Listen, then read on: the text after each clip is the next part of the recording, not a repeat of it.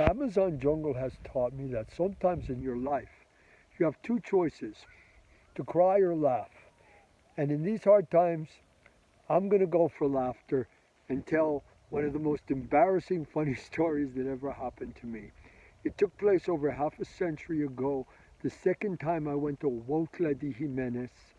The first time I went and met Maria Sabina, and I took part in a velada with Maria Sabina, but this was shortly after her house was burnt down, and she was not in the best state of mind.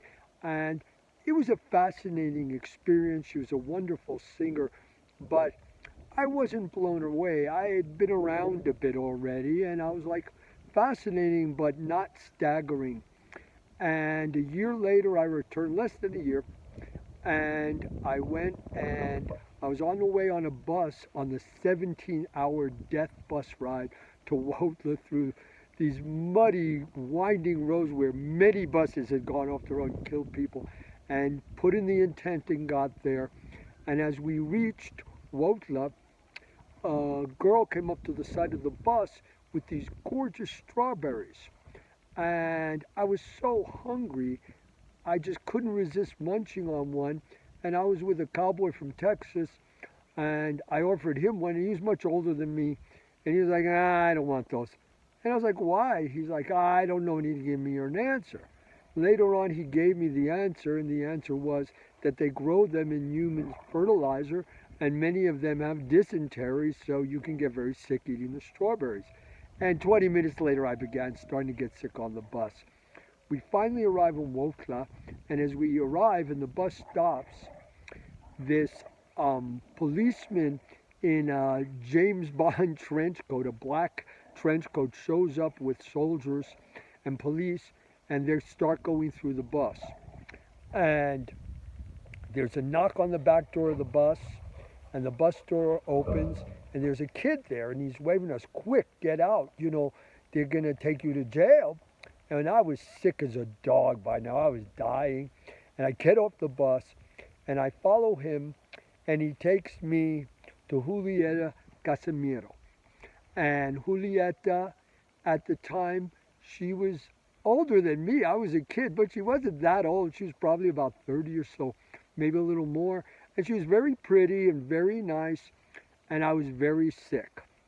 And she gave me some tea, and it made me feel a little bit better and all. And I asked her if possibly if she could get the sacred mushroom and do a velada for me like Maria Sabina, I would feel better. And she told me that she only sells the mushrooms. She knows nothing about doing veladas or any other thing about it. At the time, she was a magnificent seamstress, but she was not involved at all in this type of thing. But she did have means to buy them, and bought them and brought them, and I did not know what kind they were or anything. I was just taking her word for it. And to add in this, I've been dear friends with her for the last 50 years. I was in her house the day she died and all. I knew her very well, and she's my good friend. And in fact, I'm the one who brought her the sacred mushrooms that I picked the first time she ate them. So I'm there on the floor, and I'm wearing the Mexican manta pants, those really thin white pants, and I'm just so sick, and I eat the mushrooms, no ceremony or anything, and I'm feeling a lot better, and my mind's going to all these magical places and all.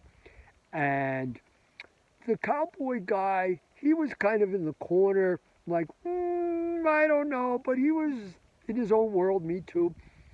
And I looked at the floor, and there was this incredible shimmering mandala on the floor. It was unbelievable. I was like, whoa. And I got up and moved a little, and I looked behind me and saw there was another mandala there. And my mind started to think, maybe I'm very special, and these mandalas are giving me a spiritual sign. East Indian mandala is giving me a special sign in an Indian pueblo in the mountains of Oaxaca, right? So I'm really moved, and I'm really, really getting caught up, and also getting caught up in my own ego of how special I am that this is happening. And I move again, and there's another mandala. And I look at the cowboy for affirmation, and he's kind of like, I'm in my world, you're in yours. Okay. Kept going, and I looked over at Julieta, and she had the strangest look on her face.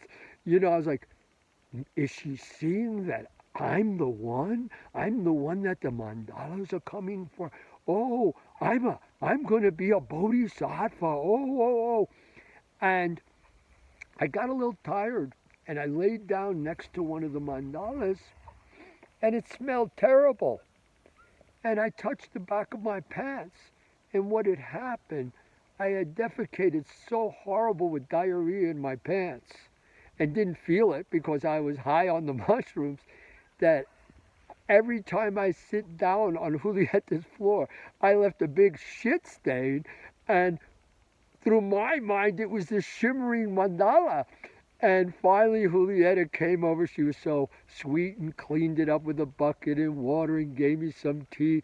And then I was really like, oh my God, it's not giving me this great sign of the Bodhisattva. I just pooped my pants. And it was very humbling, and it was the beginning of over a half a century relationship with Julieta. And that was the second time I ate the sacred mushroom. Ninashke Tachili, the gods give to those who give to the gods.